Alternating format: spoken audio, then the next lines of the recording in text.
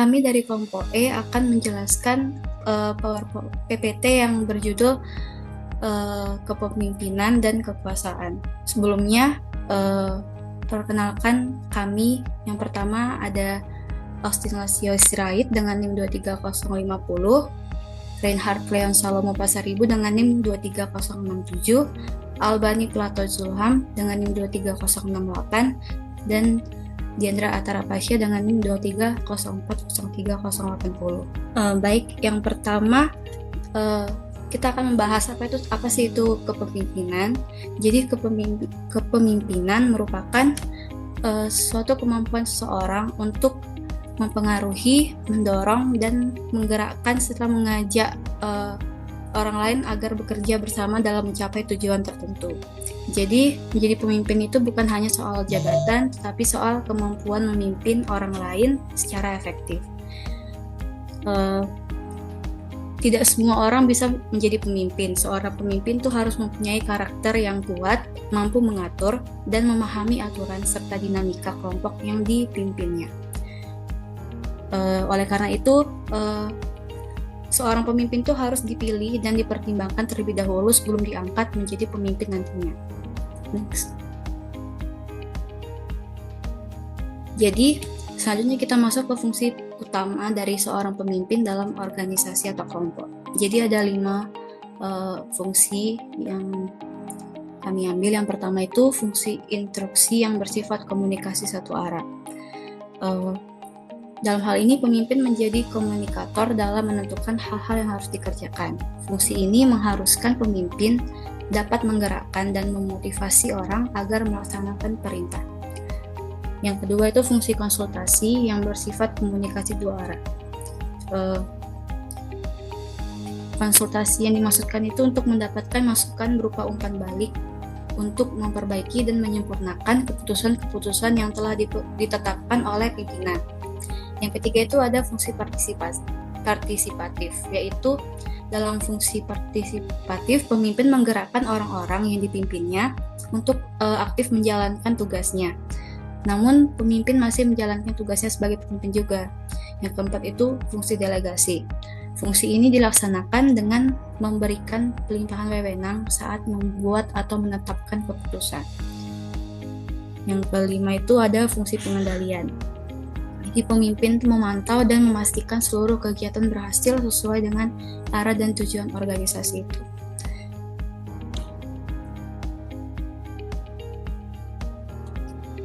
Jadi pemimpin yang baik tahu kapan harus menginstruksi, kapan berdiskusi, dan kapan memberikan kepercayaan.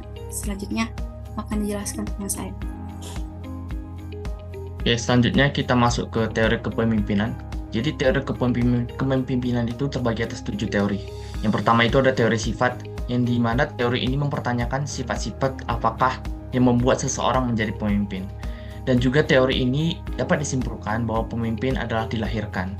Lalu yang kedua ada teori kelompok. Jadi menurut grup teori ini, agar kelompok-kelompok dalam organisasi bisa mencapai tujuannya, maka harus ada pertukaran yang positif antara pemimpin dan pengikut atau bawahan.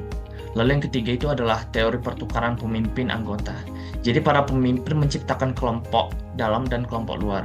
Bawahan dengan status kelompok dalam mempunyai penilaian kinerja yang lebih tinggi, tingkat keluarnya karyawan lebih rendah, dan kepuasan yang lebih besar bersama atasan mereka.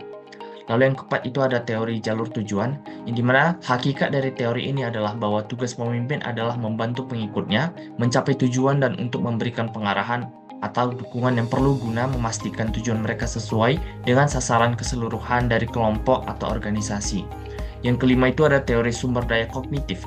Jadi teori ini adalah suatu teori yang menyatakan bahwa seorang pemimpin memperoleh kinerja kelompok yang efektif dengan pertama-tama membuat rencana keputusan dan strategi yang efektif dan kemudian mengkomunikasikannya lewat perilaku pengaruh.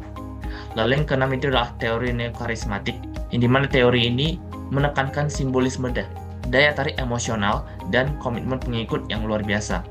Lalu yang terakhir adalah teori kepemimpinan karismatik, di mana teori ini mengemukakan bahwa para pengikut membuat atribut dari kemampuan kepemimpinan yang heroik bila mereka mengamati perilaku-perilaku tertentu. Next.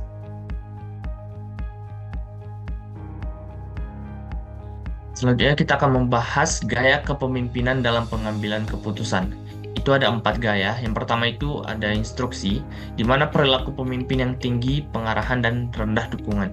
Jadi gaya ini dicirikan dengan komunikasi yang satu arah. Pemimpin memberikan batasan peran pengikutnya dan memberitahu mereka tentang apa, bagaimana, bila mana, dan di mana melaksanakan berbagai tugas.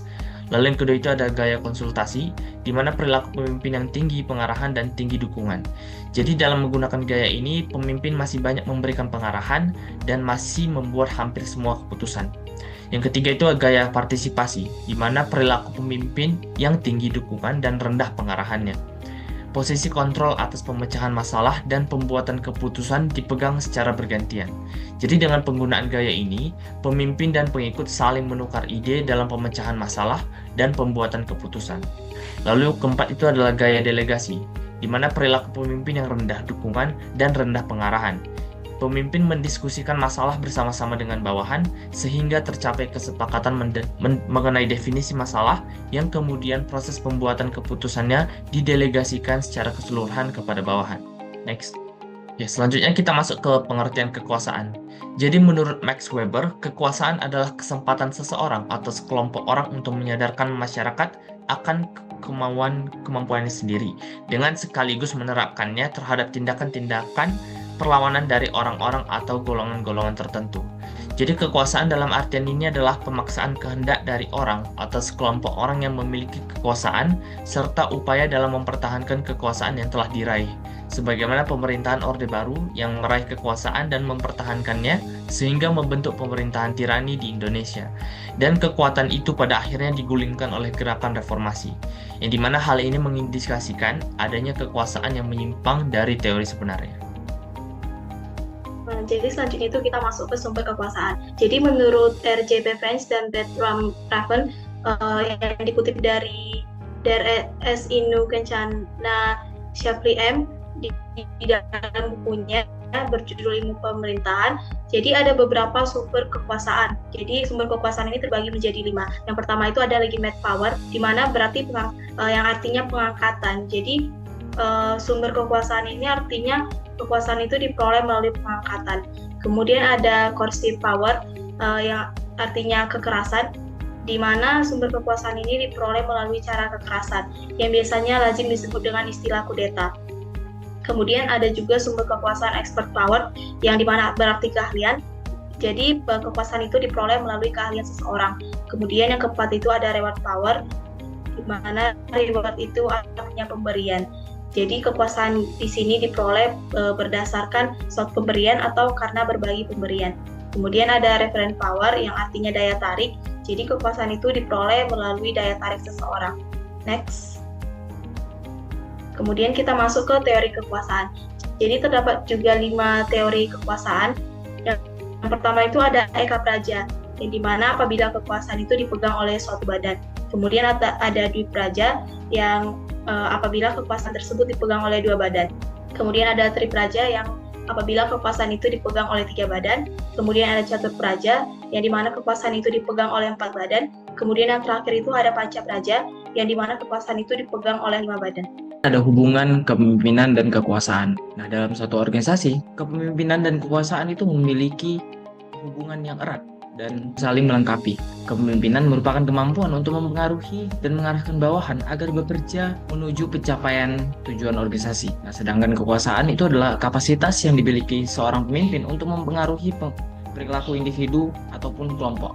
Nah, kepemimpinan yang efektif ini memerlukan kekuasaan, baik dalam bersumber dari posisi formal seperti kekuasaan legitimasi, ganjaran, dan koersif, maupun kekuasaan pribadi seperti keahlian dan referensi. Konsep kepemimpinan dan kekuasaan ini memiliki hubungan yang erat juga dengan kekuasaan kepemimpinan dalam memperoleh alat untuk mempengaruhi perilaku para pengikutnya. Pemimpin itu seharusnya tidak hanya menilai perilakunya sendiri agar mereka dapat mengerti bagaimana mereka mempengaruhi orang-orang lain, tetapi juga harus menakar posisi mereka dengan cara menggunakan kekuasaan. Nah, jadi ada beberapa tantangan kepemimpinan di era modern sekarang ini. Yang pertama itu bagaimana kita menciptakan iklim kerja yang kondusif. Nah, sebagai pemimpin kita harus mampu membangun suasana kerja yang mendukung motivasi dan kepuasan pegawai. Karena di sini kita tahu bahwa motivasi dan kepuasan pegawai dari individu itu sendiri itu mampu meningkatkan efisiensi dan efektivitas kinerja pegawai. Dan yang kedua, bagaimana kita dapat menggunakan kekuasaan itu secara bijak. Nah, karena pemimpin itu perlu memilih jenis kekuasaan yang tepat agar dapat diterima dan efektif dalam mempengaruhi bawahan. Mungkin ada beberapa hal yang bisa mempengaruhi bagaimana cara kepemimpinan yang dia dapat gunakan. Yang pertama itu misalnya dari sifat dia sendiri, yang kedua itu dari sifat bawahannya, dan yang ketiga dari bagaimana sistem organisasi yang di tempat dia bekerja gitu. Dan yang ketiga, komunikasi yang jelas dan empatik. Ini adalah tantangan yang dimana arahan kerja itu harus mudah dipahami dan disampaikan dengan pendekatan yang membangun kepercayaan. Dan yang keempat, fleksibilitas dalam gaya kepemimpinan. Nah, pemimpin itu juga harus menyesuaikan pendekatannya dengan sesuai kondisi dan karakter bawahan. Dan yang kelima, tantangan yang terakhir itu adalah bagaimana kita dapat mendorong kinerja dengan dukungan. Nah, kita harus fokus pada pemberdayaan dan keteladanan, bukan pada tekanan untuk meningkatkan kinerja pegawai. Nah, untuk lebih memahami memahami materi dari kepemimpinan dan kekuasaan ini, kita akan coba dalami studi kasus berikut ini. Dalam sebuah mata kuliah tugas kelompok, dosen menunjuk seorang mahasiswa bernama Raka sebagai ketua kelompok. Raka ini adalah mahasiswa berprestasi dan aktif di organisasi. Namun dalam memimpin kelompoknya, Raka ini cenderung memerintah, tidak mendengarkan pendapat anggota lain, dan mengambil semua keputusan sendiri. Bahkan beberapa anggota kelompok ini mulai merasa tidak nyaman dan enggan berpartisipasi, sehingga hasil kerjanya pun menurun karena kurangnya kerjasama. Nah, pertanyaannya itu ada dua. Yang pertama itu, apa sih yang salah dalam kepemimpinan Raka? Dan yang kedua, bagaimana seharusnya ia memimpin agar kelompoknya itu bisa bekerja secara efektif? Nah, untuk pertanyaan pertama, yaitu apa yang salah dalam kepemimpinan Raka ini? Yang pertama itu karena Raka itu menggunakan gaya kepemimpinan otoriter. Nah, ini adalah gaya kepemimpinan yang mengandalkan kekuatan posisi sebagai ketua secara berlebihan. Nah, hal ini membuat anggota itu merasa tidak dilibatkan dan kehilangan motivasi. Dan yang kedua adalah bagaimana dia menyalahgunakan kekuasaannya. Kekuasaan yang sah itu yang dimiliki Raka itu digunakan tanpa mempertimbangkan aspek partisipatif dan komunikasi dua arah, sehingga menimbulkan resistensi antara anggota kelompok dengan Raka itu sendiri. Nah, pertanyaan kedua adalah bagaimana apa sih yang bisa Raka buat dalam memimpin kelompok. Nah, dari kelompok E itu menyarankan ada 3 hal yang bisa Raka lakukan. Yang pertama itu bagaimana Raka itu harus menggunakan gaya kepemimpinan demokratis, yaitu mengajak diskusi dan mendengarkan pendapat anggota kelompok. Yang kedua, Raka itu juga harus menggunakan gaya kekuasaan referensi dan kekuasaan keahlian untuk membangun kepercayaan dan semangat tim. Yang ketiga, Raka itu harus membangun komunikasi terbuka dan menciptakan suasana kerja yang nyaman dan saling menghargai. Nah, hal tersebut bisa kalau misalnya Raka ubah, anggota kelompoknya itu bisa lebih aktif dan termotivasi. Dan hasil tugasnya itu akan lebih baik karena kolaborasi yang sehat.